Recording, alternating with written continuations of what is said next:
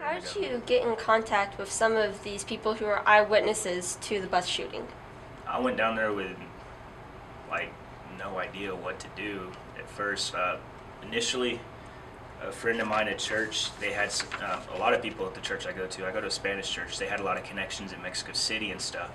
And one connection had a connection in Iguala, and it was supposed to be a church that was going to take me in. And when I went down there too, at the same time, this wasn't just a journalist trip. I was there to be a missionary because I love the people of Mexico. I consider them my people. But when I got there, that church said, well, he doesn't have any missionary papers, we can't help him.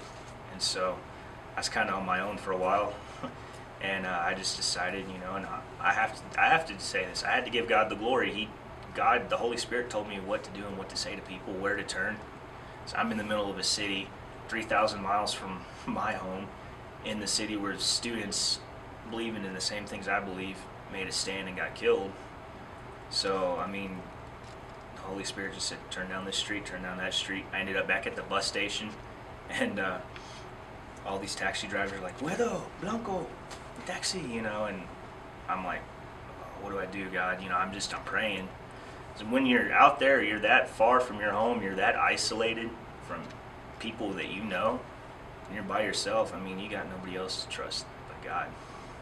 And, If you weren't allowed to stay at the church, where did you end up staying? I ended up getting a hotel, but after I got the hotel, that's where I ended up with those taxi drivers, and the Lord had told me, he said, talk to this taxi driver, tell him why you're here and that you need a translator. So I told him in Spanish, soy estudiante en español y periodismo y misionero, so necesita, tienes, and I just said translator.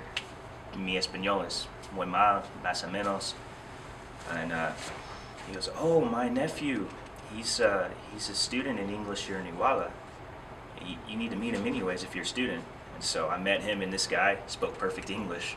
Nice. And the Lord led me straight to him. He spoke perfect English. His family lives in Illinois, and he's going to school here or there in Iguala. So we hit it off really well. I'm not going to release his name or anything, but he took me everywhere I needed to go where the students were shot down. He told me his side of the story, and then he started translating for me other people's side of the story. Everything started near that church right there, the orange one that's right in the middle. That's where the shooting started, right in front of it. They followed all the street till they got to the freeway. Wow. That connects to this road. Yeah. After that, they follow over there, and they got a bus of a soccer team that was riding to its hometown on that direction. So there was another shooting right over there near the lake. Wow. 2 shootings. Yeah, they killed like one kid that played soccer. Wow. Here in Iguala, huh? Yes. That's sad. The mayor's house, it's like right down here. Wow. So that's how mad they were. They burned it, huh? They didn't burn it. They burned the city hall? Yeah. The city hall. So, The mayor's house, it's closed. It's like a bunker. oh wow. It's very close. Yeah. You can't see the house. It's only walls around it. As to the culture of Mexico, we hear a lot of bad things about Mexico. Like, there's even been songs, Don't Drink the Water in Mexico, and you know Mexico mostly for the drug cartels in the States.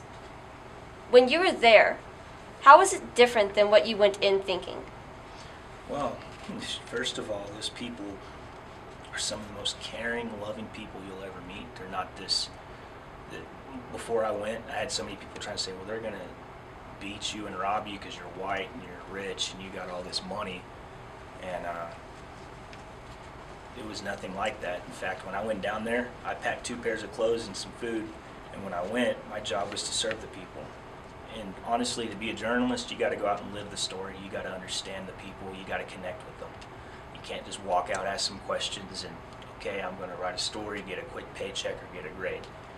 No, you got to live the life they're living. So I went with nothing pretty much. And on the way back from Iguala, I'd been I didn't eat any food unless somebody offered me food. All the food I had, I gave it away. And on this bus that we're riding, the bus would stop at a restaurant one time. 2 people would get off because they had the money to go in and get food. And the rest of the families, there was one family, I'll tell you in general, all they had for their whole family of 4 kids on that bus and their husband and wife was 1 apple, and that's all they could cut up and eat together. That's all the food they had for a whole 30-hour trip. How So did the people treat you while you were in Iguala? they treated me as I was one of their own. In fact, they didn't even believe me that I was from the United States. They thought I was from Guadalajara. You know, they thought, well, he's light complected, he doesn't act like a normal American. And they're like, well, if you were a normal American, why are you riding a bus with us? You should have taken an airplane. Well, I'm a college student. I don't have much money either. I'm taking a bus. But I'd rather spend 30 hours with people and talk with them than a 2-hour airplane flight with some rich ditzy person that just doesn't want to talk. They just want to put their earphones in and go back to sleep. These people had nothing. The lower class people of Mexico ride the buses. So being there, I got to see Mexico, not just, when I was younger, I always thought Mexico was just the border towns and there really wasn't a Mexico beyond Juarez or Ojinaga. Okay, we're out of time for right now, but thank you for allowing us to interview you.